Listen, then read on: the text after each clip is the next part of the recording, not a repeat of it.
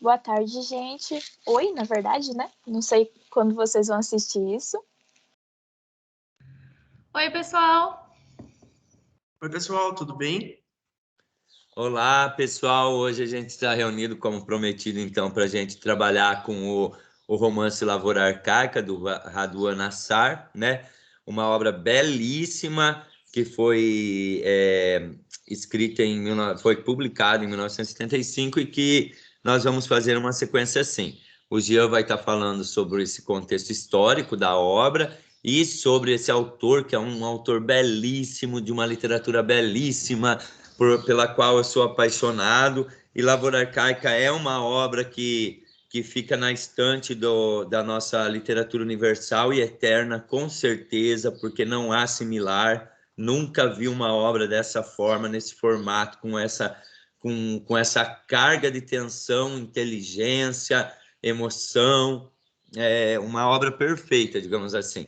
E aí a Simone vai estar falando para vocês acerca dos personagens que compõem essa obra, que são personagens assim com características bastante fortes, quer dizer, com silenciamentos e forças diferenciadas.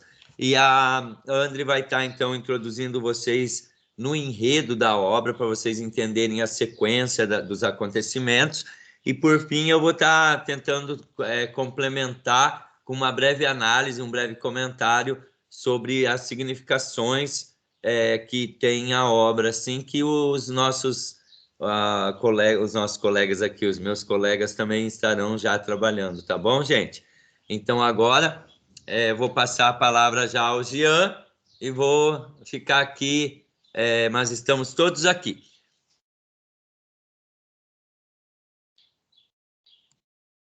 Bom, vamos lá então, pessoal. Bom, de um primeiro momento, antes da gente conceituar aí a questão do enredo e também a questão dos personagens, né? A gente precisa entender um pouquinho sobre esse autor, né? Então, quem foi Raduan Nassar e também um pouquinho do contexto histórico, porque a gente sabe que tanto o autor quanto o contexto históricos vão estar imbricados aí na obra, né? Na grafia da obra. Bom, Raduan Nassar, ele nasceu em São Paulo, para ser mais específico, em Pindorama, no ano de 1935. Então, ele foi aí o 7º filho de um casal libanês. Inclusive, a historiografia brasileira, ela vai discorrer aí sobre essa questão também da árvore genealógica do autor. Alguns historiadores e pesquisadores vão colocar que ele é árabe. E a gente vai verificar que isso não é oficial, né? Ele é libanês, inclusive ele é o 7º filho de um casal libanês. Inclusive, ele vai trazer um pouco dessa perspectiva para a obra, né? Então, ele já era uma criança à frente do seu tempo, vamos assim colocar, e na adolescência ele vai cursar filosofia, né, na nossa atual Universidade de São Paulo, a USP. Ele também vai estudar direito e letras, entretanto, esses dois últimos, né, direito e letras, não vai ser finalizado, então ele é formado em filosofia. Pós-formado, ele vai se dirigir para a Alemanha, no intuito de cursar aí a língua alemã, né, aprender um novo idioma. E nada melhor do que ir nas fontes, né, nas origens desse idioma. Então ele se dirige à Alemanha para estudar. Entretanto, quando ele chega lá, ele descobre, né, depois de um tempinho lá, ele descobre que o país sofre um golpe, o golpe militar de 1964, né, onde já é instituído o AI-1, né, que já tirava os direitos de voto do povo, né? Se fosse contra o regime militar, vamos assim colocar. Bom, frente a essa circunstância, ele retorna ao país, né, por conta deste golpe, e ele vai viver nesse processo, juntamente com o povo brasileiro, né? Então, ele vai produzir, dentro da sua carreira aí, ele vai publicar diversos livros, sendo de grande renome aí, Lavoura Arcaica, né? E Um Copo de Cólera. O Lavoura Arcaica, ele vai ser publicado, como bem o professor André colocou, no ano de 1975. Posteriormente, ele vai publicar Um Copo de Cólera. Lavoura Arcaica vai ganhar, então, em 2016, o Prêmio Camões, e Um Copo de Cólera vai ganhar em 2017 o Prêmio Jabuti.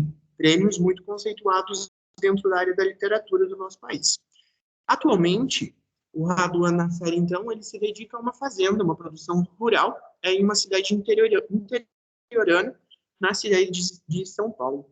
Então, ele sempre ficou voltado à questão ali paulista, né? Ele nasceu ali, saiu para estudo, retornou, e sempre ficou nesse âmbito. Em questões de características literárias, ele vai ter uma riqueza no que tange aí a questão da estilística e também traz uma temática gigantesca, que vai versar em tons de prosa lírica, né?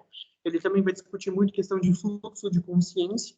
Ele também vai fazer mergulho psicológico aí com os personagens, né? Ele vai mergulhar dentro dessas discussões. Então, como dito, Lavoura Arcaica é publicado em 1975, e a gente não pode esquecer que em 1975 a gente estava passando por uma das piores fases da ditadura, né, ditadura militar, que era o AI-5, né, o ato institucional de número 5. Esse ato foi um dos mais severos, só que também um daqueles que era mais imbricado. Como assim? Ele estava imbricado dentro desse contexto de ditadura, ele forçava ainda mais a ditadura, mas ele parecia neutro. Era uma mão que dava um tapa e não se via, né? Então, assim, para a gente conceituar esse momento, a gente precisa entender que essa ditadura militar vai refletir muito na questão da obra. Por quê? Porque a obra vai trazer essa questão de repressão, de silenciamento, a obra vai trazer isso. E as características da ditadura trazem e repercutem nisso também. São 5 momentos que a gente pode discutir em questões de ditadura. Primeiro, censura, né? Uma ditadura vai censurar. A ditadura vai censurar a imprensa, a literatura, jornais e afins. Então, todos os meios midiáticos, todas as questões de discussões que saem fora daquilo que é permitido pela literatura, vai ser censurada, né? Subsequente, a gente tem a questão do autoritarismo e da violência. Então, para esse regime se instaurar, ele precisa ser em tons de violência, né? Porque eles querem aplicar coisas que normalmente não seriam aplicadas. Então, a gente tem muito essa questão desse contexto. Subsequente, já em um terceiro momento, a gente tem a questão da centralização do poder, quase como um absolutismo, né? Tangíveis aí as medidas, proporções, né?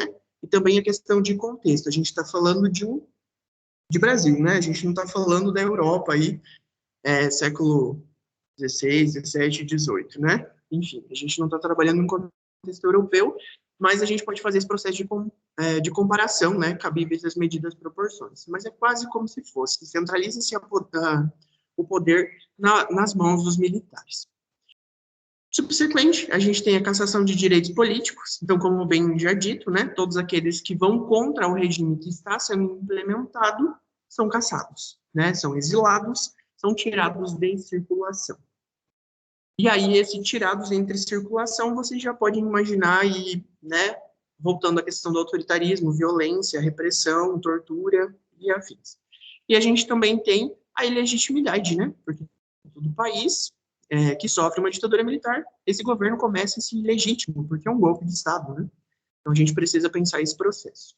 E todo esse contexto, todo esse processo de biografia, por quê? Porque o autor é um autor estritamente não, mas cabíveis às medidas proporções, ele é um autor um escritor, né, que gosta muito da área rural, tanto que agora, atualmente, né, ele vive no campo novamente, porque lavoura arcaica, né, então tem um pouquinho dessa construção também, né, ele traz um pouquinho da sua biografia para a história, ele puxa um pouco, nenhum autor consegue ser neutro, ao mesmo passo que ele vai trazer esse processo da ditadura, como eu disse anteriormente, por isso se faz, sim, muito importante a análise do contexto histórico e também do histórico de vida do autor.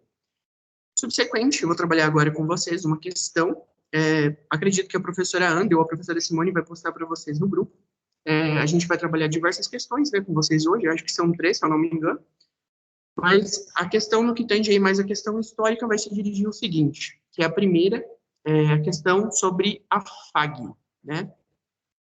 Sobre o romance Lavoura Arcaica, de Raduan Nassar, é correto afirmar, então, olha, frisem muito bem quando vocês forem analisar essa questão, é correto afirmar, tá? Letra A. A obra traz uma narrativa pesada, cheia de confusões, protestos, abstenções, amor de irmão com irmã, deixando a narrativa ostensiva e cansativa. André se vê diferente de todos, que, cheio de pressões, resolve fugir de casa, fato que remonta bem à narrativa bíblica do filho pródigo. Então, a gente já tem a resposta. Essa é a resposta, a letra A é a resposta. Mas vamos verificar por que não é as outras. Letra B. É um romance surgido no segundo período do modernismo, a fase regionalista. O período inicial do movimento havia sido marcado pela busca da identidade brasileira, um caminho trilhado principalmente pelo trabalho com a forma, a exploração da sintaxe e do vocabulário falado e utilizado no país. Bom, por que não é essa a questão? Bom, a segunda fase, o período modernista, aí, como a gente trabalhou com vocês, ela vai ocorrer aí de 1930 a 1945. Então, é a geração de 30, né? E a obra, Lavoura Arcaica, foi publicado, como já mencionado pelo professor André, e como já falado por mim 2 vezes, inclusive, em 1975. Então, ela não pertence a esse segundo período modernista. Então, essa questão é errônea, é errada. Letra C. O título do romance traz para o leitor a ideia de circunstância e também a óbvia alusão à morte, mostrando o espírito que se manifesta não só nessa obra, mas na segunda geração do romantismo no Brasil, caracterizado pelo gosto pelo mórbido, pessimismo, desespero, escapismo na morte, etc. O que tem de errado nessa questão, nessa alternativa? Bom, a segunda geração romântica, ela é intitulada aí O Mal do Século, né? Como a gente já trabalhou com vocês também. Entretanto, o título da obra, Lavoura Arcaica, não faz uma alusão à questão da ideia de morte, ou que se remete à questão romântica. Já está no próprio título, né? Ela vai fazer uma alusão ao arcadismo, né? Não ao romantismo, né? Então, ela vai trazer uma questão de campo, uma outra questão, lavoura arcaica. Uma lavoura que é mais tranquila, entre aspas, né? Porque a gente vai ver que a obra não é tão tranquila assim, mas seria mais ou menos dentro dessa vertente. Então, essa também não é alternativa. Letra D. Neste romance, fica muito evidente o cuidado de Raduan Nassar em preservar o registro linguístico utilizado pelos homens do campo e a riqueza do vocabulário deles. A gente vai ver, subsequente, com a professora Ana, que isso vai cair por terra, essa resposta, né? Porque ele não vai trazer essa questão de preservação, né? A gente vai ver isso posteriormente. Letra E. A linguagem enigmática do texto religioso é típica do pai de André, e isso reforça o seu desacordo com o filho, cujas falas são sempre explícitas e concisas, sem referências aos textos bíblicos. Essa própria questão já vai se desmentir, né? Então, ó, ela começa da seguinte forma: a linguagem enigmática do texto religioso é típica do pai de André. Então, ele traz já essa questão na própria linguagem. Então, toda vez que ele vai brigar com o filho, ele vai fazer processos comparatórios, sim, né? E aí, subsequente, vai dizer o seguinte: sem referências aos textos religiosos. Então, a própria questão vai se desmentir aí nesse processo. Então, ela também é errônea. Então, a alternativa correta seria letra A. Agora eu passo a palavra, então, para a professora Simone, que vai trabalhar com vocês os personagens. Oi, pessoal. Então, vamos falar um pouco dos personagens antes de falar do resumo, né? Até para vocês conseguirem acompanhar a história. Só vou compartilhar com vocês os personagens. Então, a gente tem a obra, né, do Raduan Nassar, que é um livro, então, Lavoura Arcaica. E também temos o filme sobre a obra. Os personagens que a gente tem aqui, então, são os do filme, né? Sentados à mesa. Em meio a tantas recordações e flashbacks, essa obra ela revela, então, a realidade perturbadora vivida na casa da família, né? Na casa dessa família, então, que é descrito na obra, que traz, então, o autoritarismo do pai, chamado de Johanna, né? Que preza pelo equilíbrio no lar, além da sua rigidez moral, que sufoca a todos, os filhos, a mulher, e a tensão do André, um desses filhos, então, por não se sentir parte integrante da família. Ele se sente, então, uma ovelha desgarrada, devido à sua inadequação aos padrões, né, impostos pelo seu pai, e ao amor incestuoso que ele tem pela sua irmã, Ana. Primeiramente, o personagem, o pai, né? Chamado também de Johanna. Ele é interpretado no filme pelo Raul Cortez. E ele é o pai da família. Ele é rígido com os filhos, né? Os filhos omissos a ele, então ele é bem rígido. Ele é um representante do patriarcalismo. É um homem religioso, sempre reunindo os filhos ao redor da mesa. E para ensiná-los, então, a conduta religiosa, o equilíbrio das coisas e a importância do trabalho árduo na lavoura. Ele possui essa rigidez moral forte, então, e reprime os filhos, tornando-os reféns, então, da sua vontade absoluta. Então, os filhos, eles seguem o pai, que é rígido, então, obedecem ao pai. Em seguida, nós temos a mãe. A mãe, então, de acordo com a interpretação desse narrador, né, que vai ser o André, a respeito da sua própria história, ele diz, então, que a mãe, ela seria culpada dentro dessa árvore familiar pelo galho doentio da família, né, devido aos seus carinhos em excesso. Então, ela sempre trata a todos com muito afeto, com muito carinho. Então, ele culpa a mãe por esses excessos, então, por trazer esse galho doentio da família, que é ele mesmo, né, o André. Então, a figura materna, ela é responsabilizada por mimar os seus filhos com afeto demasiado e acaba arruinando-os com isso, como diz o André. E é também a que mais sofre com a partida desse filho, o André. O Pedro é o primogênito. Então, ele é interpretado no cinema pelo Leonardo Medeiros. Ele é o irmão mais velho e é o que tem a incumbência de convencer o André a retornar para casa. Devido à sua posição, né, como primogênito, ele é tido como a herança do pai, como responsável pela permanência dos ensinamentos do Johanna, do pai, né, e pela continuidade desse respeito e do equilíbrio da família, de toda a família. Então, o Pedro está numa posição confortável como primogênito, de reivindicar para si o papel, então, de sucessor do seu pai. Imitar o pai lhe garante a aprovação desse pai, né, o respeito dos seus irmãos e também se mantém longe de desentendimentos. Ele segue as regras do pai e quer se tornar, imita o pai, então, para se tornar igual sucessor do pai. Então, o Pedro, ele é como representante do pai, ele estende a mão ao seu irmão, né, desgarrado, no caso o André, desgarrado, e ele não faz nenhuma agressão física, ele só quer mesmo que o seu irmão retorne ao lar, que no caso o André, como a André vai explicar posteriormente, o André, ele começa a obra fora de casa, então, e o irmão dele vai atrás dele realmente para fazê-lo retornar. Ele faz isso, então, sem nenhuma agressão física, sem nenhuma ameaça, sempre mantendo o Pedro, então, mantendo esse discurso amoroso de união da família. Um discurso insistente, mas que consegue convencer o seu irmão a voltar para casa.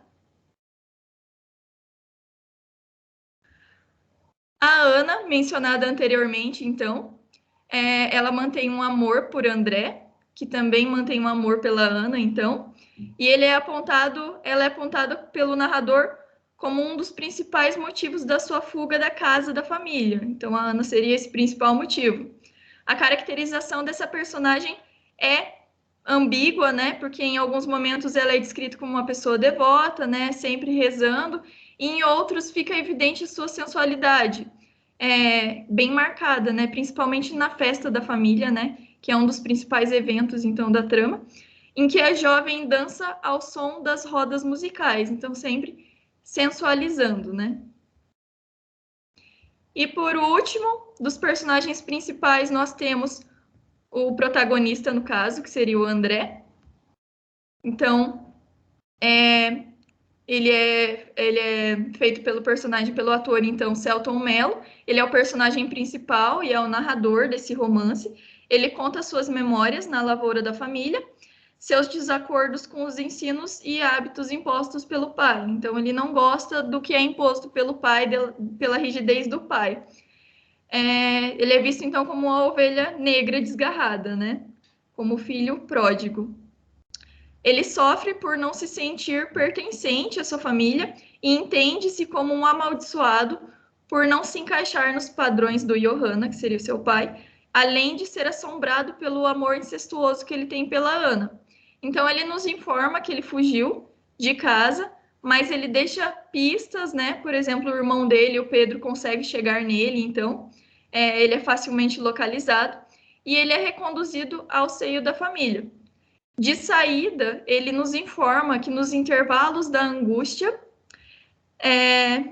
colhe a rosa branca do desespero. Então, é como ele se sente, então, em relação à família e como ele se sente pertencente a essa família. Ele cita também alguns sermões do pai, como, por exemplo, se os olhos não são limpos, é porque revelam um corpo tenebroso. E, enfim, ele confessa, então, eu sabia que meus olhos eram 2 caroços repulsivos. Então, sempre fazendo essa alusão de que ele é ruim, ele é amaldiçoado. E tal o começo então da obra, nos leva a acreditar que o moço ele cometeu algum crime e espera ser punido. Para quem vai atrás da obra, ler a obra ou assistir o filme, que não sabe do que se trata, então tem essa primeira impressão de que o filho saiu de casa porque cometeu algo horrível, cometeu algum crime e que ele precisa ser punido. Nós temos outros personagens também secundários, que seria, no caso, então, o avô, que apesar dele estar morto, né, ele é uma figura sempre presente na família, como um velho fantasma, representando a ancestralidade da casa. Nós temos a Rosa, a Zuleika e a Uda, que são filhas do Johanna, né, são irmãs de Pedro e do André e da Ana. Então, elas são as filhas mais velhas e também aceitam todos os ensinamentos do pai com resignada obediência. Então, elas simplesmente seguem as vontades do pai.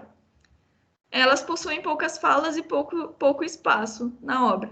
Mas aí nós temos o caçula, que é o Lula, representado pelo ator Caio Blá. Ele é o caçula da família e, assim como o André, ele também deseja ser livre das garras do pai e da sua rigidez. Então, esse é o irmão mais novo. Ele fica ressentido com essa rotina que não lhe interessa, então, da família, da lavoura, e ele pretende fugir logo que ele amadureça. Então, assim que ele se tornar mais velho, um adulto, então ele pensa em fugir, em sair dali. Então, ele se espelha nesse irmão André, que abandona tudo e vai embora. Só que ele fica muito sentido da volta do André. Então, ele o repreende e chama o irmão dele, então, de covarde por ter retornado. Bom, agora que nós conhecemos sobre os personagens, tem um detalhe muito importante relacionado, então, aos nomes dos personagens. Como o texto repousa também sobre uma base religiosa, isso faz com que a escolha dos nomes referentes ao contexto religioso seja extremamente significativo, né?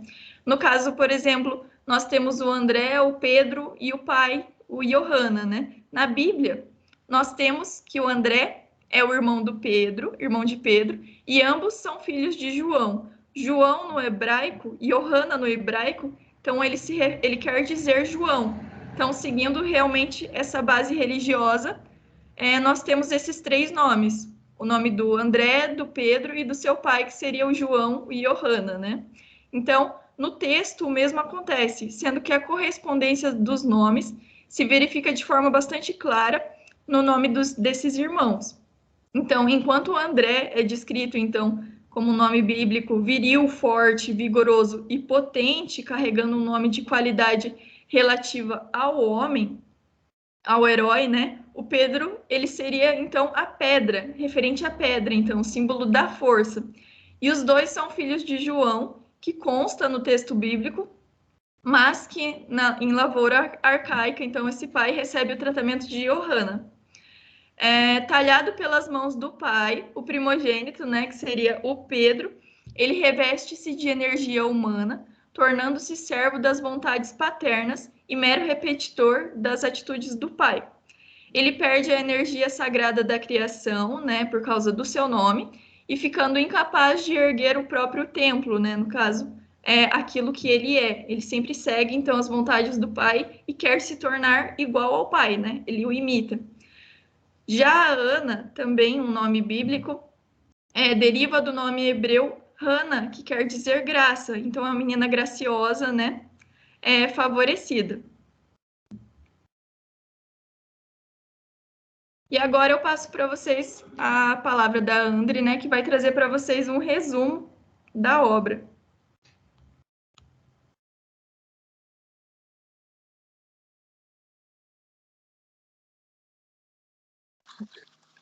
Ligar o microfone, senão não dá para falar, né? Bom, gente, então agora como a gente já viu esse resumão tanto do contexto histórico quanto das personagens, a gente vai partir para o enredo. Eu vou pincelar assim, umas coisas importantes que depois vão aparecer na análise, mas não vou aprofundar elas, vou deixar essa parte difícil para o professor André. Mas temos coisas importantes a frisar com questão ao enredo. Primeiramente, como a gente viu, o Raduan Nassar, ele se coloca, então, talvez não em todo o livro, né?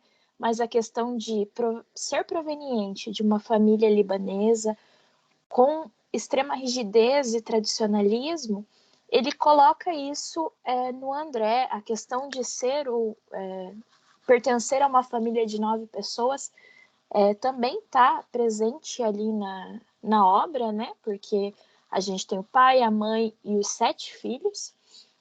Então, ele está se colocando ali nesse ambiente, colocando um pedaço de si, um pedaço autobiográfico no livro, o que é bastante interessante de observar. A gente também vê que o contexto histórico é muito importante para esse momento, o que vai inferir bastante nas decisões do André.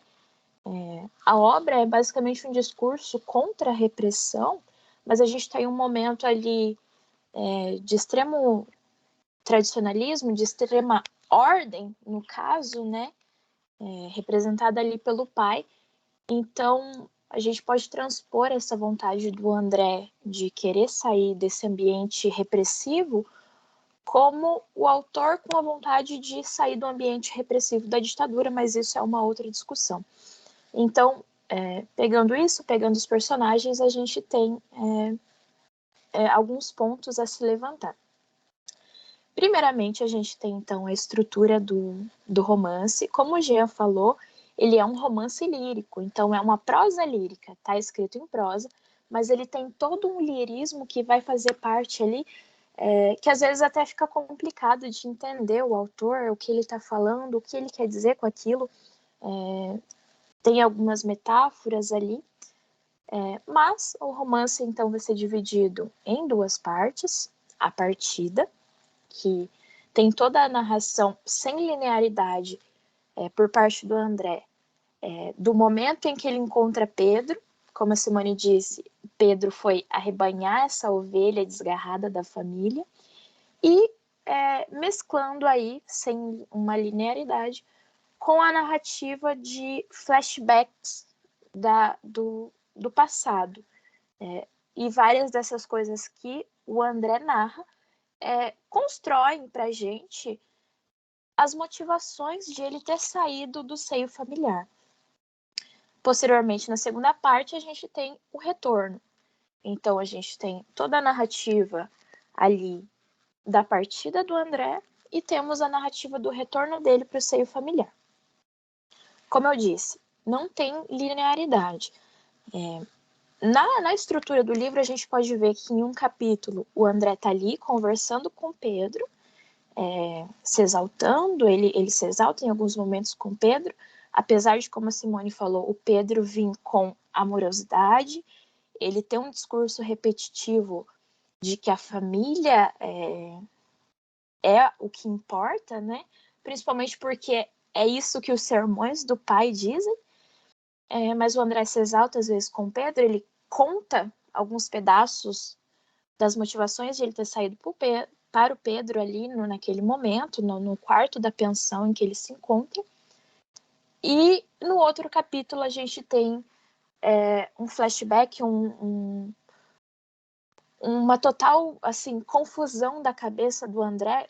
Parece que a gente está na cabeça do André, em que ele está narrando algum momento do passado sem sem um contexto lógico ali na história.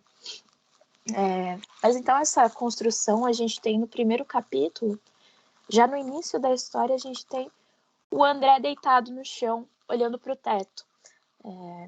No livro dá a entender pra gente que o André acabou de ter um acesso de epilepsia, mas no filme o Luiz Fernando Carvalho vai colocar o André se masturbando ali, o que já nos traz outras questões que o professor André vai analisar posteriormente de sexualidade e corpo, mas o importante aqui é ver que o André está olhando para o teto. E em um dos sermões do pai, ele diz que nada se começa pelo teto. Então a gente vê o peso de um livro começando com o olhar do André no teto, e posteriormente ele narra um dos sermões do pai, como ele dizendo que nada se começa pelo teto, porque uma fundação, uma família, é uma parábola, uma metáfora ali para falar da construção da família, se começa por baixo, com os alicerces, com as paredes, a última coisa é o teto. Então a gente vê a contraposição entre o discurso do André e o discurso do pai ali nesse momento. São coisas que a gente vai entender com o decorrer da narrativa, mas eu queria frisar isso no início. Então o André ali, deitado no chão, escuta baterem a sua porta. Ele está numa pensão vagabunda, suja. O Pedro entra até com um pouco de nojo daquele lugar e ele abre a porta, é seu irmão mais velho ali, que recebe do pai a incumbência. Ele é obrigado, mais ou menos, a ir ali buscar aquele irmão, aquele filho pródigo, aquele irmão desgarrado. Então ele entra, eles começam a conversar e, posteriormente, o André joga, né, pro Pedro que ele é um possesso, que ele é um endemoniado. Isso para falar sobre a sua condição, sobre a sua doença ali, de ser um epilético. Lembrando que a gente está falando de 1975.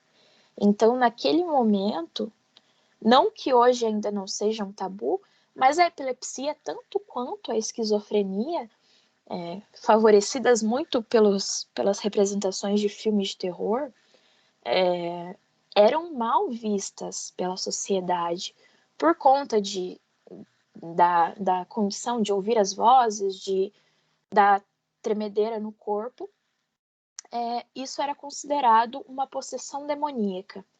Então esse é um discurso bastante forte do André, que vai ser transposto de uma forma muito bonita no filme. A gente pode enviar a cena para vocês depois, que traz a musicalidade, né, com que às vezes o Radwan Nassar coloca nessa liricidade com que ele narra a história do André.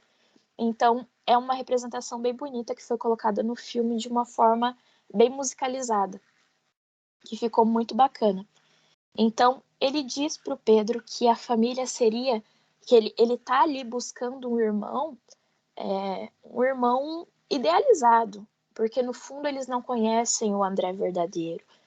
Eles estão procurando uma representação de um filho, de um irmão que eles imaginam, porque no fundo eles não conhecem o irmão.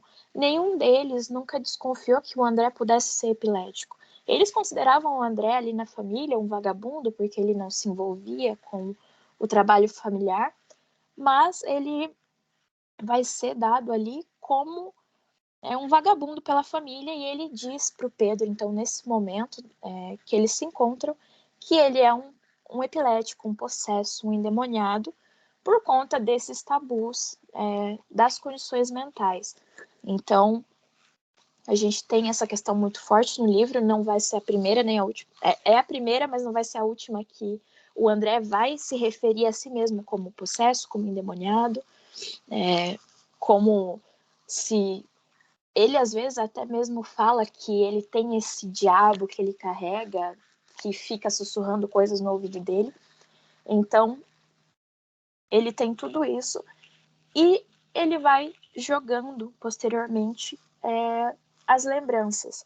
essas lembranças, esses flashbacks, nos fazem construir a motivação da fuga do André. Como a Simone falou, a questão da afetividade da mãe e tanto a rigidez do pai são dois motivos para ele fugir de casa, né? No primeiro flashback, ele fala sobre um sermão do pai, falando sobre o tempo. O pai fala muito sobre paixões, sobre a construção de uma família, sobre a importância da família, de que cada um dentro de uma família, como uma estrutura, tem a sua função. E creio que por acreditar muito nisso, de que cada um dentro da família tem uma função, o pai manda Pedro buscar André, né? Porque a família sem o André estaria incompleta.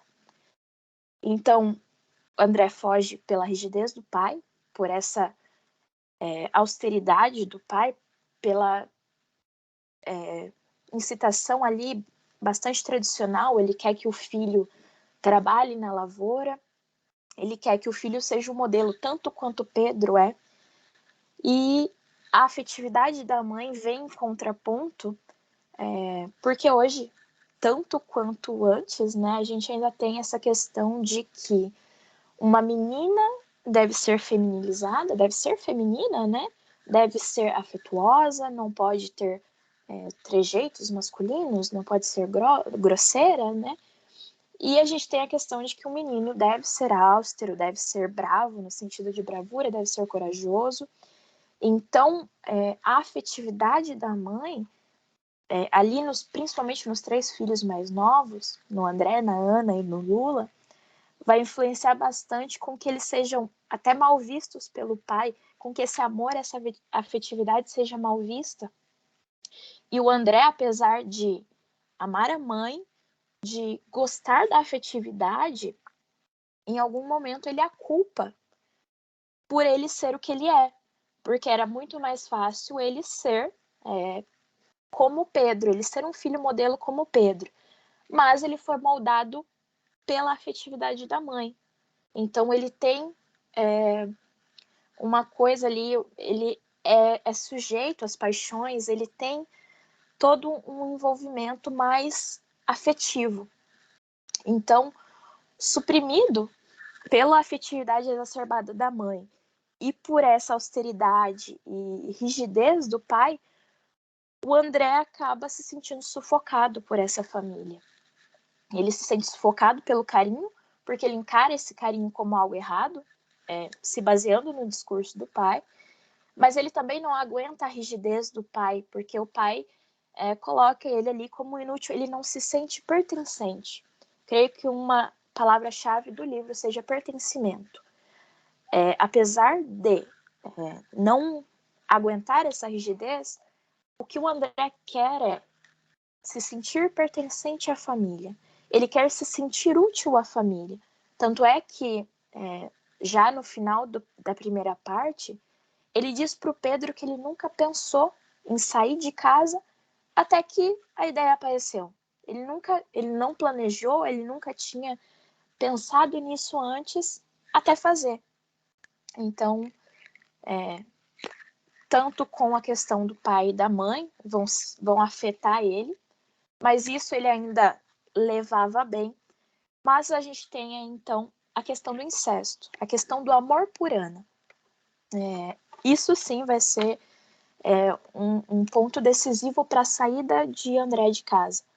Então, André tem esse amor por Ana, que a gente sabe que é um outro tabu social da questão de incesto, irmão, irmã.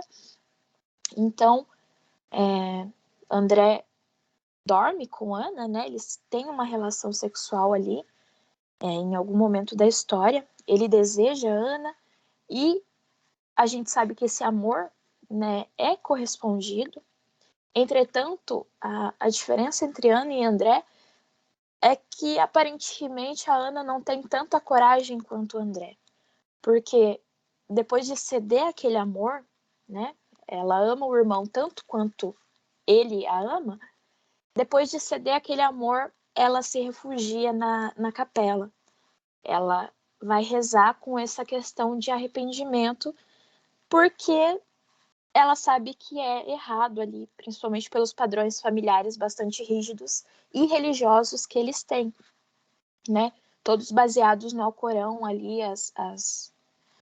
os ensinamentos do pai, porque eles vêm de uma proveniência muçulmana.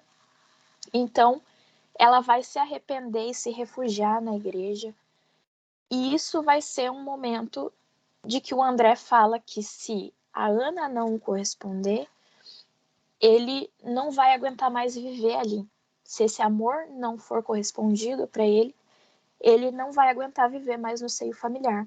Mas é nesse momento, conversando com Ana, que ele mostra que ele sabe exatamente o que ele deve fazer na fazenda, ali na lavoura.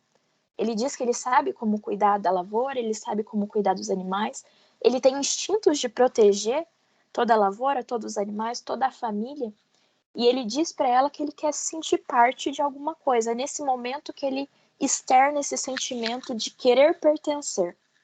Então, a Ana ali, arrependida, não responde, e vai ser depois disso que o André vai fugir de casa, né? Fugir e sair de casa sem avisar.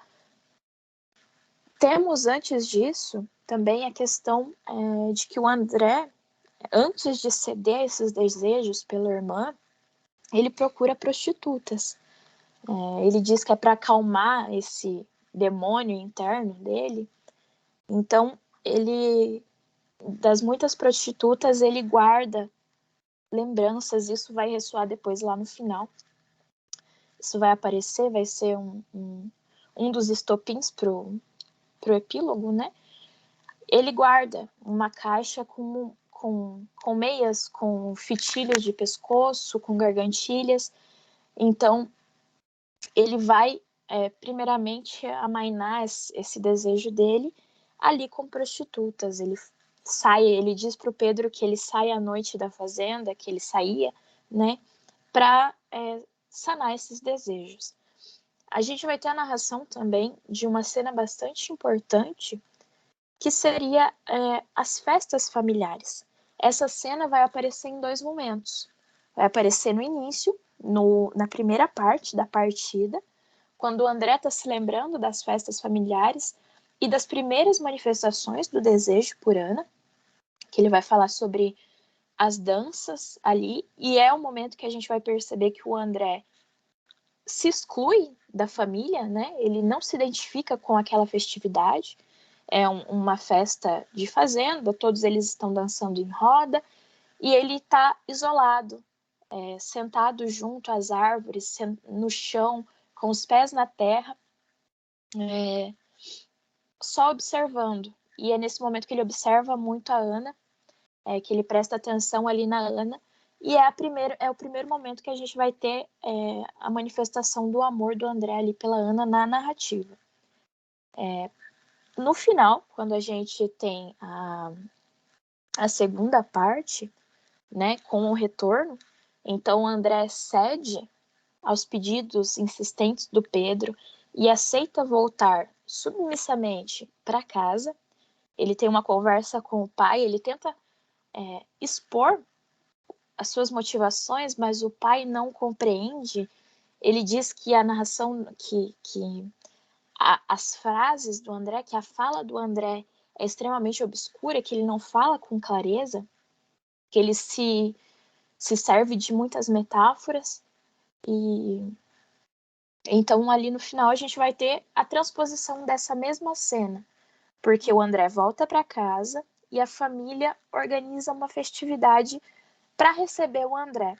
Então a gente tem a Ana dançando no início da narrativa e essa cena vai encerrar a narrativa também. Um ponto interessante é que o pai, quando conversa com o André após o seu retorno, diz que não há lugar melhor que a família para que ele externe as suas opiniões, para que ele se sinta acolhido. Mas, ao mesmo tempo, quando o André começa a falar obscuramente, quando o André diz que há defeitos naquela criação familiar, naquela organização familiar criada pelo pai, criada antes já pelo avô, que continua ressoando na história, o pai não aceita essa crítica, ele não aceita as palavras do André, e ele manda que o André se cale. Então, mesmo tendo essa vontade de falar com o pai sobre toda a organização familiar, o André se submete ali ao jugo do pai, depois que ele manda com que ele se cale, ele pede perdão ao pai pelas palavras, ele justifica que está cansado da viagem e se cala.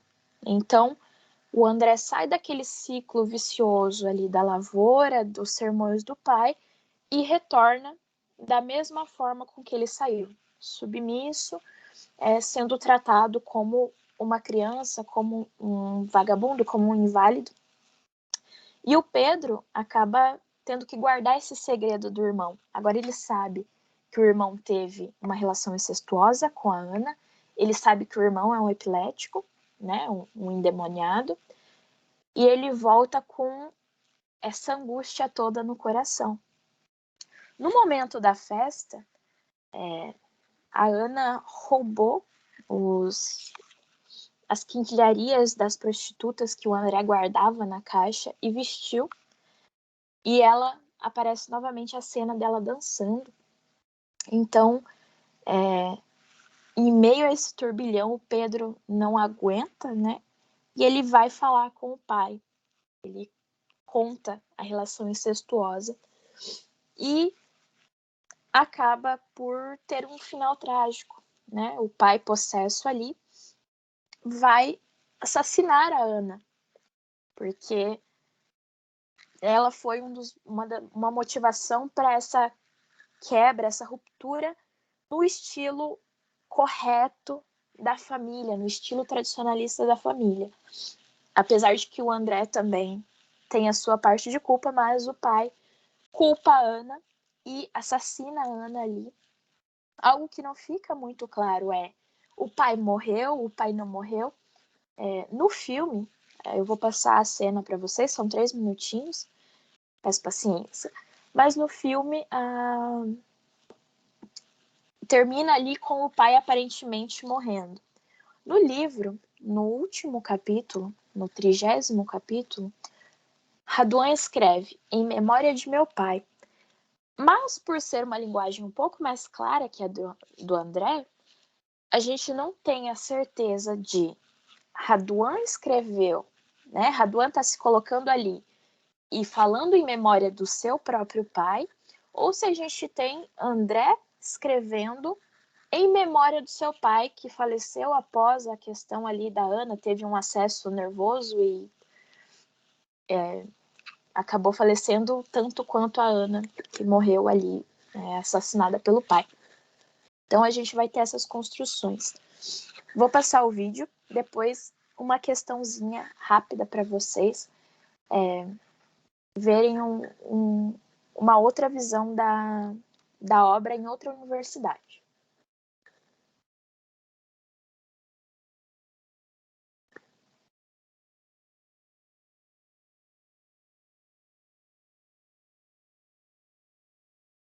Só me digam daí se tá saindo o som, tá, gente?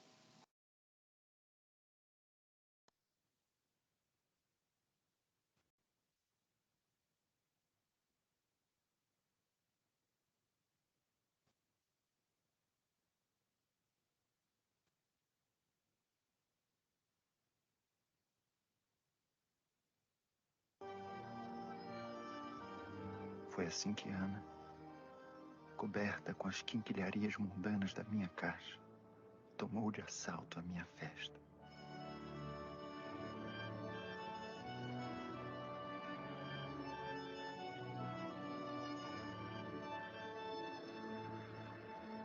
Parando com a peste no corpo o círculo que dançava, mas dominando a todos com seu violento ímpeto de vida.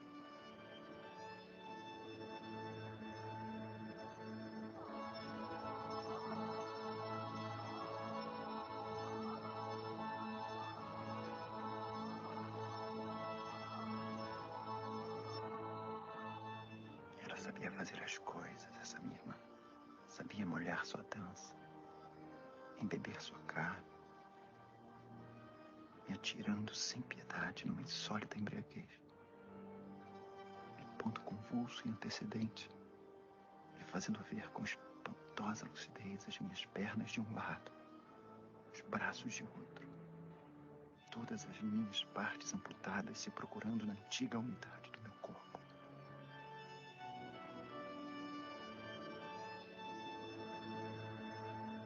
Que demônio mais versátil!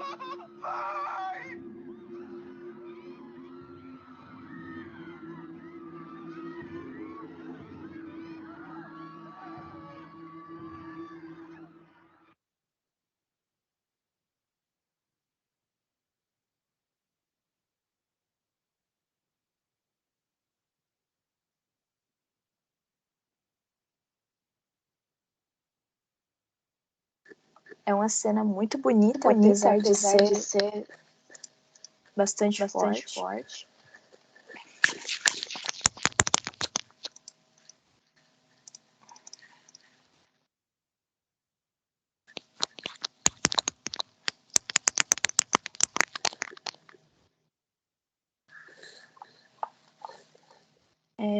Eu vou compartilhar agora a questão com vocês, gente.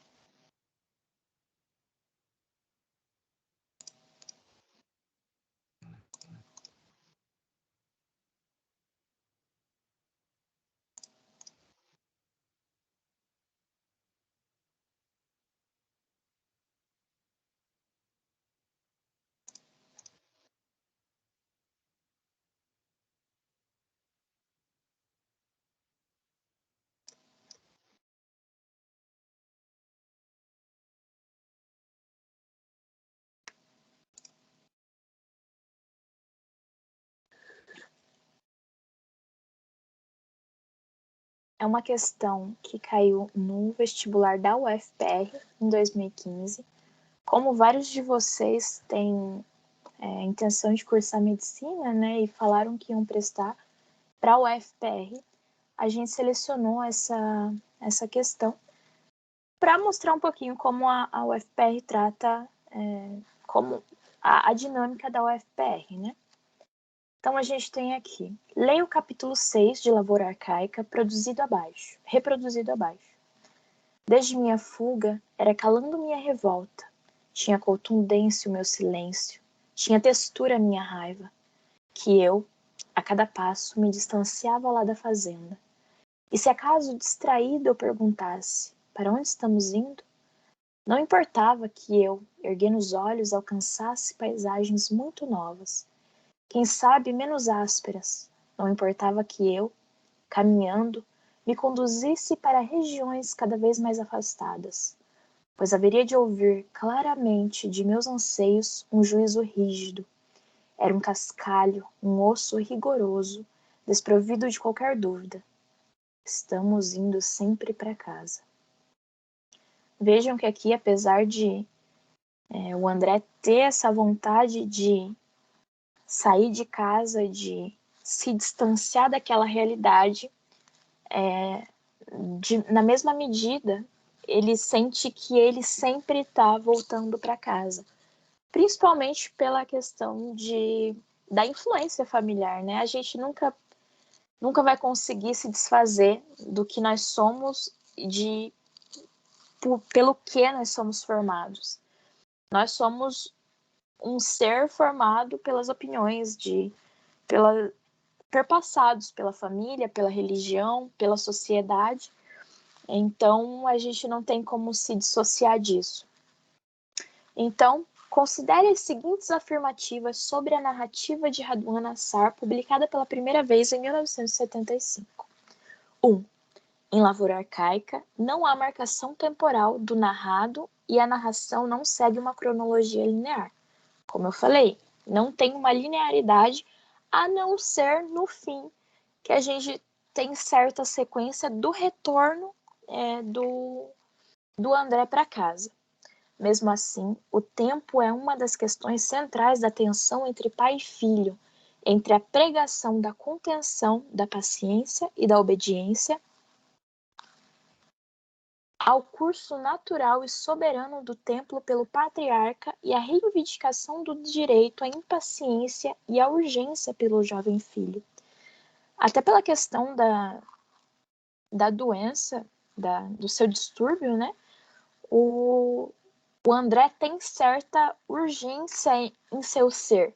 Ele é um ser inconstante que sempre pede por essa urgência da vida, das coisas. E algo que estava bastante presente nos sermões do pai era a paciência, a espera, né? Essa questão de valorizar o tempo. Tudo que é seu vai vir no seu determinado tempo e você deve ter paciência. Então, a 1 está correta. As duas epígrafes, né? No caso, as duas frasezinhas no início de cada parte, da parte da partida e da parte do retorno. Que culpa temos nós dessa planta da infância, de sua sedução, de seu vício e constância? Vos são interditadas vossas mães, vossas filhas, vossas irmãs. Elas estabelecem uma relação com as duas linhagens da família. De um lado, o excesso de afeto materno, do outro, a imposição da ordem paterna. Em algum momento da narrativa, o André vai dizer ali que a família, a ordem da família à mesa era como a distinção de dois galhos. O pai, a cabeceira, e de seu lado direito, Pedro, Rosa, Zuleika e Ruda, né? Os filhos, os bons filhos, né? Entre aspas, na visão do pai. E do lado esquerdo, esse galho seria o galho estragado, porque ele começa com a mãe. Então, começa com a mãe, André, Ana e, por fim, o Lula. São esses os filhos que recebem mais afeto da mãe. Então, eles seriam um galho problemático, enquanto o primeiro seria uma descendência direta dos valores paternos. Então, o que as duas epígrafes nos dizem? Primeiro, essa primeira epígrafe é do Jorge de Lima. Vocês devem lembrar, é aquele cara que ninguém queria ser parente dele, nenhum de nós. Então, ele está falando da questão de a infância é sedutora para uma criança. Enquanto Pedro, Rosa, os filhos mais velhos, trabalhavam na lavoura com o pai, porque ele dizia que o trabalho dignificava, né, a pessoa, os filhos mais novos, os 3 mais novos, eram bastante protegidos pela mãe. Então, eles tiveram muito direito de ter uma infância, ter uma infância um pouco menos rígida que a dos irmãos mais velhos. Então, aqui a gente vê realmente essa afetividade da mãe. Enquanto a segunda epígrafe, tirada do Alcorão, de que vos são interditadas, ou seja, são proibidas a você, você não deve passar disso, né? Vossas mães, vossas filhas e vossas irmãs. Ou seja, aquele preceito paterno. Tanto é que é por isso que Ana morre, porque há ali a questão, a relação entre irmãos. Então, realmente, a gente vê que as duas epígrafes são as representações tanto da mãe quanto do pai. 3. A relação incestuosa com a irmã Ana e a tentativa de levá-la consigo no abandono da casa paterna representam a rejeição de todos os laços familiares por parte de André e o desejo, sempre presente, de se distanciar da repressão paterna e abandonar a lavoura arcaica em busca do diferente na cidade moderna.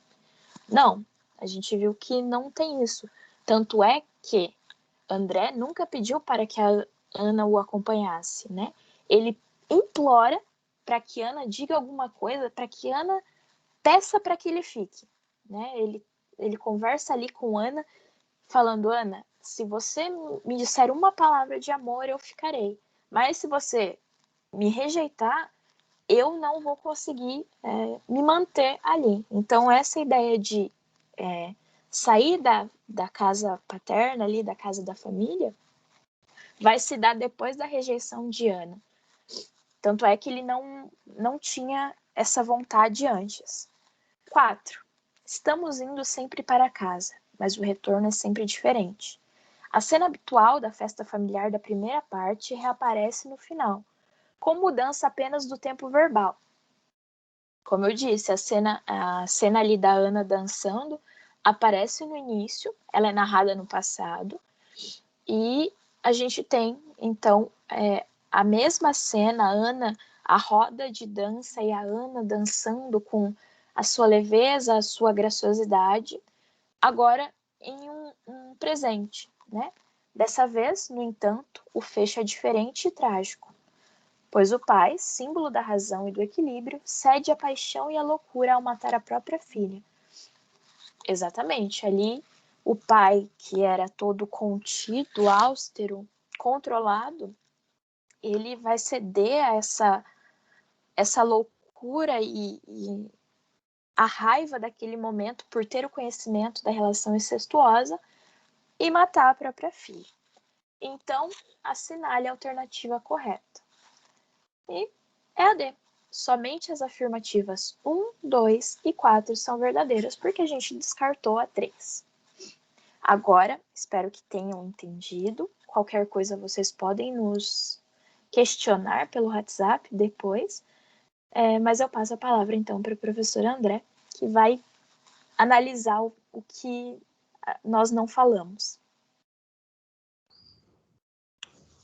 Olá, pessoal, novamente. Na verdade, eu vou analisar exatamente o que vocês falaram, né, André? Porque vocês fizeram uma análise já bem legal da estrutura da obra, né? E eu acho bastante interessante.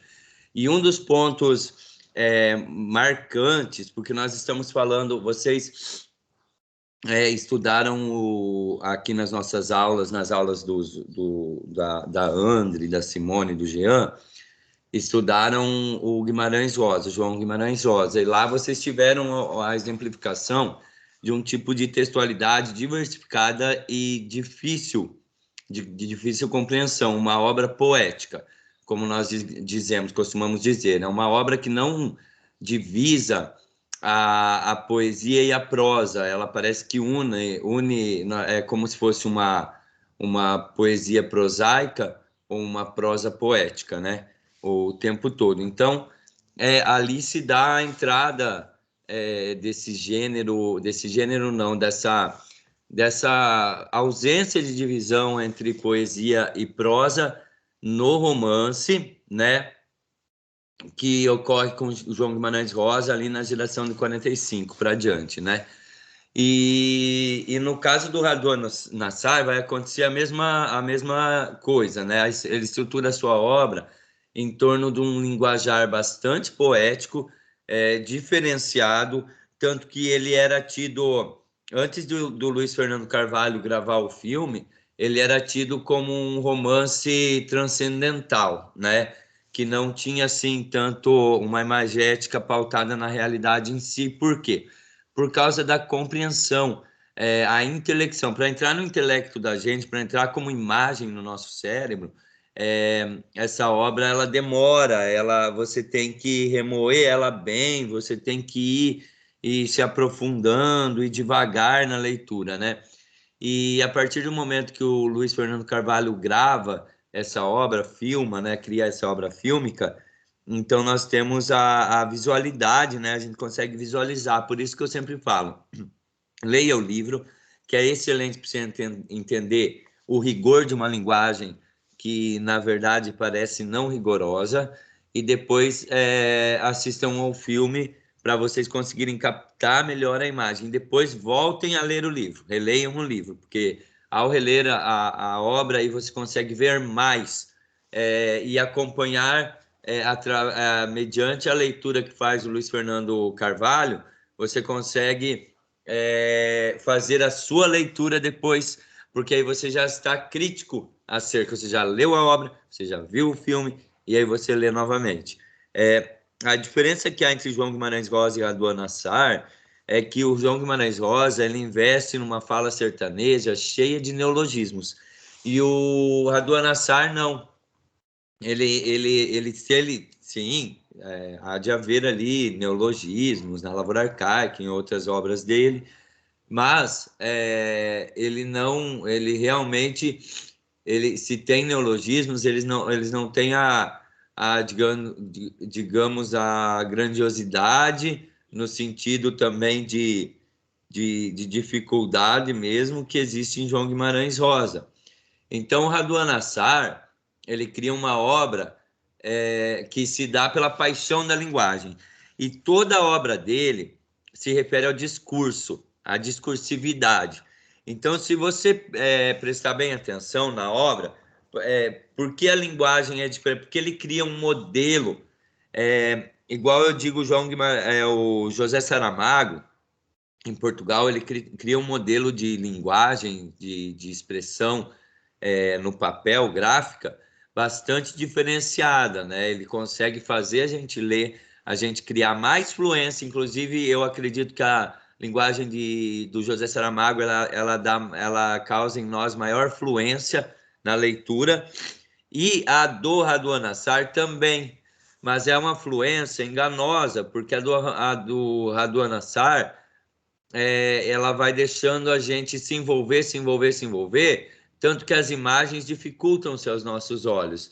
E eu digo para você, esses discursos, essa esgrima, essa luta, esse combate entre discursos que acontece na obra, que se dá exatamente pela voz do André e pela voz do patriarca, que seria o pai, e lembrando que o pai, ele representa a tradição, o André representa a quebra da tradição, porque o André, nós estamos falando em 1975, numa obra que já está caminhando, no caso do Brasil, como o Gia bem ressaltou, nós estamos num momento ditatorial, a ditadura está tomando conta, uma ditadura disfarçada, que depois, em 85, ela chega já causando em si própria a ruptura, ela já está decaindo, contudo, ela continuará sendo uma ditadura, o Brasil continuará tendo uma ditadura mascarada, né? E o Raduan Nassar entra nessa questão desse conservadorismo que é renitente do pai, que mantém um discurso que não equivale já à realidade, assim como a ditadura não equivaleu, não equivalia, não equivaleria hoje em dia à nossa realidade, à modernização, à transformação da sociedade. Então, o Raduan Nassar coloca na voz do pai, nos discursos do pai, que se referem ao Alcorão, porque essa família é uma família libanesa, ela vem do Líbano, imigrante, provavelmente com ancestrais imigrantes. Nós não temos uma noção de em que espaço ocorre exatamente essa história, tá? Em que tempo também eu acredito que não tem a noção. Se os outros lembram de algum tempo, alguma temporalidade dentro do livro, por favor, me lembrem aqui, mas eu não vejo uma temporalidade exata.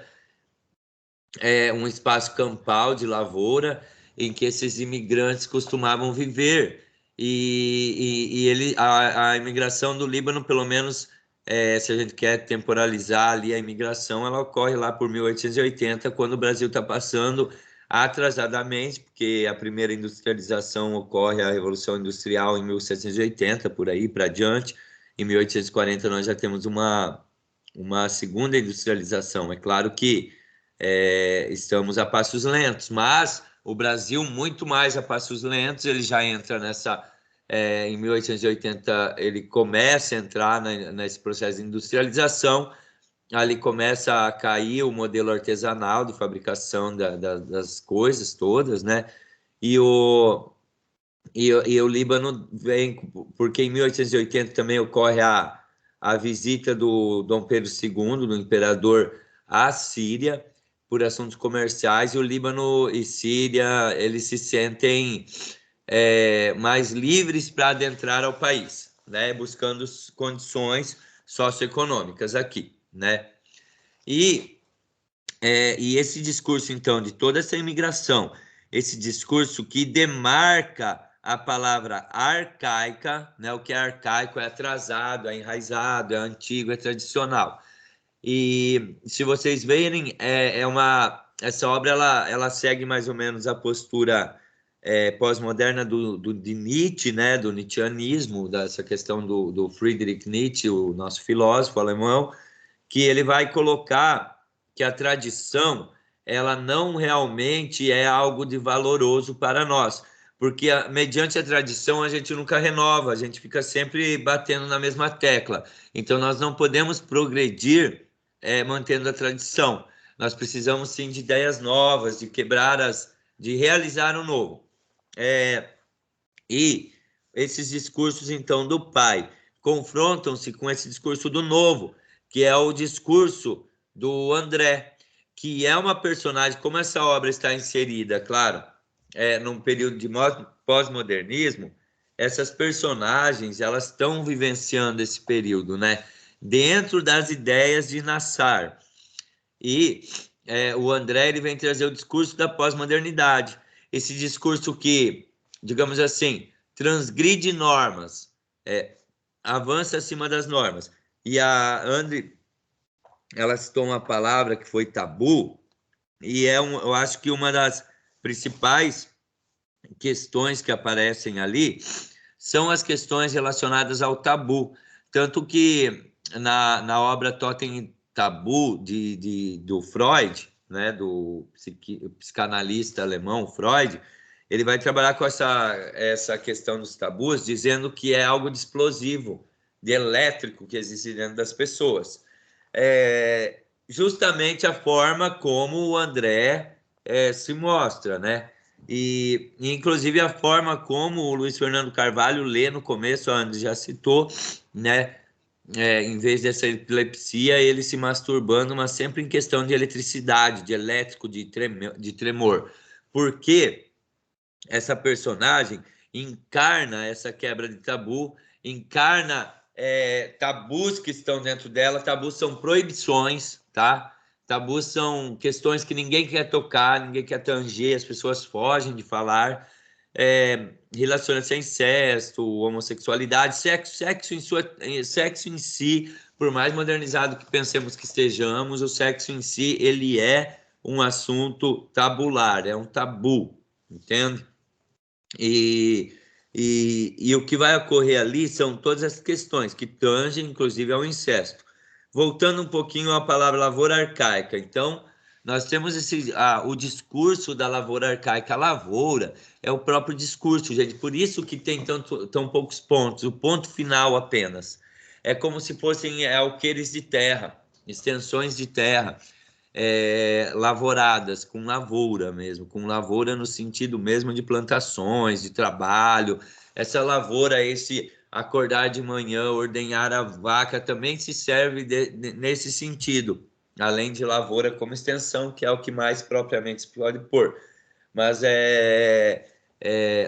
lavrar a terra, ordenhar as vacas, tratar os porcos, colher as ramas da terra, tudo isso adentra a esse arcaísmo que existe na lavoura arcaica. É tudo um mecanismo, se vocês perceberem, é um mecanismo discursivo que adentra o espírito de André, de Ana e de Lula, como também foi discutido aqui, os três mais jovens, né? Eu não sei, não lembro agora exatamente, mas a Simone, ela falou também sobre as personagens, citando essas personagens. Não lembro exatamente se a gente falou nesse sentido que eu vou falar, né? Já, mas seria assim, o André, a Ana e o Lula, eles são aqueles que vão quebrar a tradição, que são mais jovens, que não assumiram o discurso da tradição. A Ana, ela tem essa briga, esse discurso se dá também em relação ao corpo, porque o André, ele está ligado mais à mãe. Vejam que as mulheres ali na obra, elas não se comunicam muito, praticamente não se comunicam com a palavra. Elas se comunicam, no máximo uma ou outra coisinha, mas elas se comunicam pelos gestos e pelo toque. Então, a feminilidade que é posta pelos muçulmanos, pelos judeus e cristãos também, como um mal, porque a feminilidade se torna demoníaca, ela adentra o André, né? O André, ele, na verdade, ele está perdido, ele é um meio termo, ele é um epilético. Esse epilético, vocês podem ressaltar também a questão bíblica do epilético, porque o epilético, vejam só, pessoal, perdão, fiquei um pouco perdidinho aqui, ó. Em Lucas 9, seria o capítulo 9, versículo 38 ao 43, e tem mais uma aparição de epilepsia que acho que se dá em Marcos, mas aqui, um homem da multidão bradou: Mestre, rogo-te que dês atenção ao meu filho, pois é o único que tenho. Um espírito domina, de repente ele grita, lança-o em convulsões e o faz espumar. Quase nunca o abandona e o está destruindo. Roguei aos teus discípulos que o expulsassem, mas eles não conseguiram. Respondeu Jesus: Ó geração incrédula e perversa, até quando estarei com vocês e terei que exportá-los? Traga-me aqui o seu filho. Quando o menino vinha vindo, o demônio lançou por terra em convulsão. Vejam só, e Jesus repreende esse espírito imundo, né?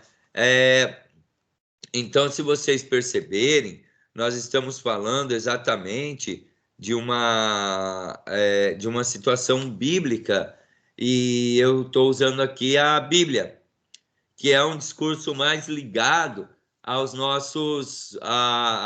Brasil.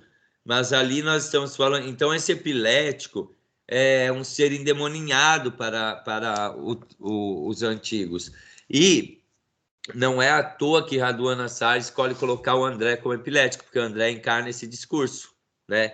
Esse discurso da quebra de tabus, porque ele é gerado pela força, gerado no sentido de criado pela força do corpo. Por isso ele está em constante ato com a terra. Ele parece que tem uma relação lúbrica, luxuriosa, uma relação sexual com a terra mesmo, né? E essa mesma relação ocorre com a mãe, com Ana, né?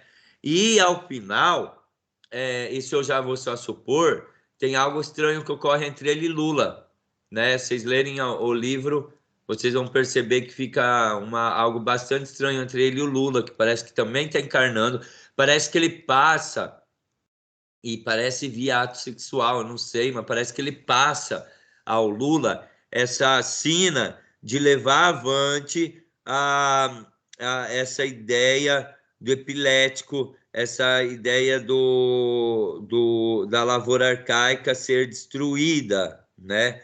Então, como é que eu posso dizer?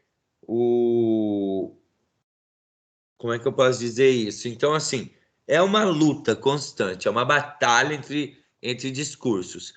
Por isso o livro se dá daquela forma, se dá dessa forma. Se a gente pudesse fazer uma assimilação ou uma associação meio diferenciada, a gente podia falar até que a mãe parece a pátria, né? A pátria mãe, porque ela representa o feminino e representa também a unidade entre todos, tá? O pai, ele divisa, ele repreende, ele quer unidade. A mãe não, a mãe busca unidade. A unidade buscada pelo afeto, ela se torna assim mais natural, amalgamada. que é um princípio feminino, é um princípio dionisíaco, né? Dioniso, deus da uva, aquela coisa que une a todos. E o pai é a repressão, né? O discurso da repressão. Então é bem diviso ali, são bem divisos os papéis, né? Essa quebra de tabus, ela vai tanger o incesto. Que nem eu disse, do Lula é uma dúvida que eu tenho e que acho que outras pessoas têm sim, e acho que até o filme traz. Mas com a Ana é realmente há um incesto, né? O incesto, e há a morte dela, que acaba levando o pai a um infarto, provavelmente. Eu acredito que no livro fica bem difícil compreender, mas dá para compreender. Esse incesto, ele também vem, se a gente partir para o âmbito simbólico, ele vem como uma quebra de paradigma, que é uma destruição do conservadorismo e, no caso, uma destruição da ditadura, dessa repressão que vem ocorrendo ali naquele período que todos passamos, quer dizer, passamos não porque não estava lá, mas todos passam e passamos porque nós carregamos ainda hoje, digamos, o legado disso tudo, né? A gente pode ver nesse silenciamento das mulheres que a única forma de elas falarem se torna mesmo o afeto e o toque, né?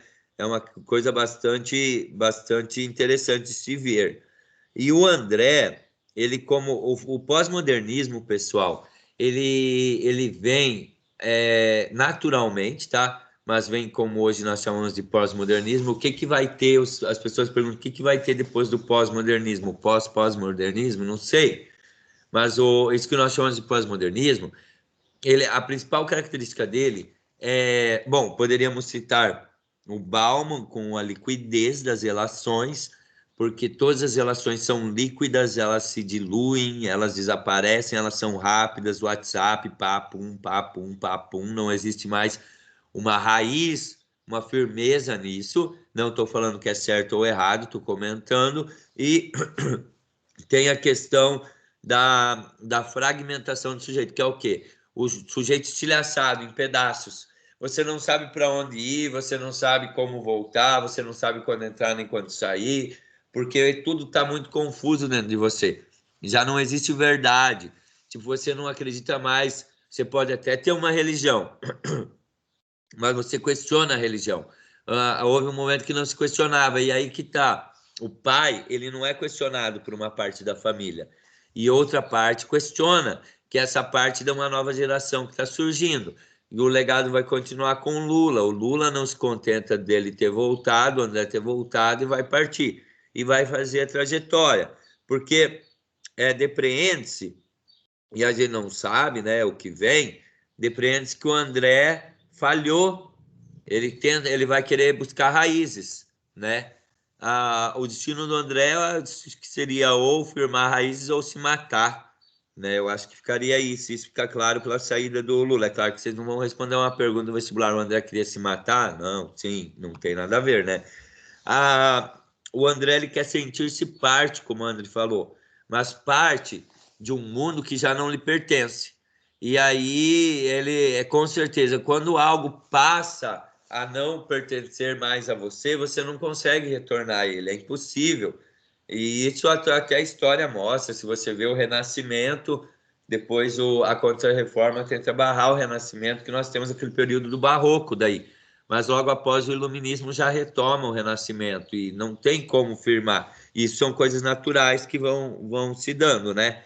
A questão que foi citada também pela Simone sobre os nomes gregos é interessante, porque esses discípulos na época, eles viviam, eles estavam influenciados, por exemplo, Paulo, 13º apóstolo, que chamam Paulo de Tarso, que é aquele que escreve a carta aos Coríntios, que escreve as cartas aos gregos, eles são, então, ele que difunde, eles vivem próximos ali à questão greco-romana, e aí esses nomes são comuns, tipo, de serem elencados. E Pedro realmente, como a Simone falou, Pedro é a pedra, né? que o nome na verdade, de Pedro é Simão, e ele se torna Pedro, tá? Para seguir a Jesus, né? E aí, uma frase que eu acho, assim, essencial, que existe dentro do livro, da obra, e que depois no filme é feito um trecho muito bonito, que quando as irmãs dizem, que ele mesmo diz, e a André já falou também, que eles dizem que traz o demônio no corpo. É óbvio que traz o demônio no corpo, porque é justamente essa afronta que Lúcifer faz como anjo a Deus de querer liberdade que o André busca liberdade. Só que essa liberdade ela também está enraizada. Tipo, quando Pedro ele sai daquele lugar, mas ele não vive bem. Ele não consegue se libertar. Ele está num estado assim meio deplorável, vivendo com aquela epilepsia, e a família vem resgatar ele, e quando o resgata, e vocês veem que no final, na verdade, Pedro não pensou que o pai ia matar a Ana, né? Mas a tradição ela é tão cruel, a ditadura, o conservadorismo, que ele vai buscar sufocar com todas as forças a outra voz. Então, assim, se você diz algo que não concerne aquele momento, ele vai a ditadura, a repressão, ou vai destruir sua vida, ou vai te matar, porque você não tem direito de expor o seu pensamento num momento tal, né? Então é essa, mais ou menos, a análise, uma breve análise, assim, da obra, e eu acho que junto com tudo que foi trabalhado, essa análise fica bastante valorosa para vocês. Eu, inclusive, quero ver se a André ela pode colocar para a gente no YouTube também. Acho que seria um bom canal para estar exposta, porque realmente foi feita uma análise bacana. O que eu quero chamar os colegas, quem estiver, o Jean, ele teve que ir numa reunião, se a Simone e a André estiverem por aí ainda, para a gente dar um tchauzinho aqui. O que eu quero dizer a todos é que vocês agora busquem os seus caminhos, busquem sempre, vocês estudando estão, mas não se decepcionem, tá? Eu chamei vocês, mas eu queria colocar uma frase rápida. Eu tenho a comparação, mas não vou fazer, mas só queria que vocês pensassem sobre o catar feijão do João Cabral de Melo Neto, que está explicando como a palavra é importante, como o verbo colhido é importante. Eu ia fazer análise, mas não vou agora. Eu vou deixar para vocês irem vendo. Mas eu tirei umas frases aqui. Eu queria dizer para vocês essa última aqui, ó, junto com as meninas aqui, ó. O tempo, o tempo, o tempo e suas águas inflamáveis. Esse rio largo que não cansa de correr, lento e sinuoso, ele próprio reconhecendo seus caminhos, recolhendo e filtrando de vária direção o caldo turvo dos afluentes e o sangue ruivo de outros canais, para com eles construir a razão mística da história. Então, assim, pensem que a história de vocês ela não se encerra agora, simplesmente agora nesse vestibular. Se ocorrer de vocês não conseguirem cruzar esse afluente, vai haver fontes novas para vocês beberem, vai haver afluentes, vai haver conduções para vocês seguirem. Então, vocês peguem e sigam e contem com a gente, que a gente eu vim da escola pública, não sei as meninas também. Então, nós viemos da escola pública, vocês gostaram dessas feras aqui, então vocês sabem que elas vieram da escola pública e nós executamos bem o nosso trabalho, nós vamos construir o que nós pudermos para ajudar qualquer pessoa a chegar ao seu patamar, para o nosso Brasilzão quebrar com essa tradição, com esse conservadorismo, não da forma como a André, mas de forma a gente conquistar para todos um lugar legal. Meninas, querem se despedir?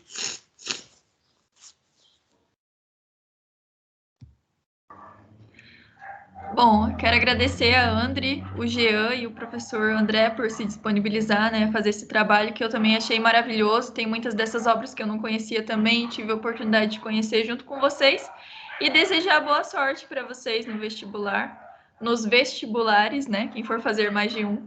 Boa sorte e a gente espera ter ajudado vocês. Acho que eu não tenho nada muito melhor para acrescentar, só agradecer realmente a Simone, o André, o Jean e todos vocês que participaram do nosso curso e desejar boa sorte. O vestibular é domingo, né? Bom, até agora a Unioeste não cancelou, então creio que não vai ser cancelado. Então, boa sorte para vocês e igual o André falou, não levem isso, se caso não tiverem sucesso nesse vestibular, não levem isso como um fracasso, né? É só algo que não aconteceu. Se não era para acontecer, tem outras maneiras de acontecer. Então, beijão, pessoal. Até a próxima, tá?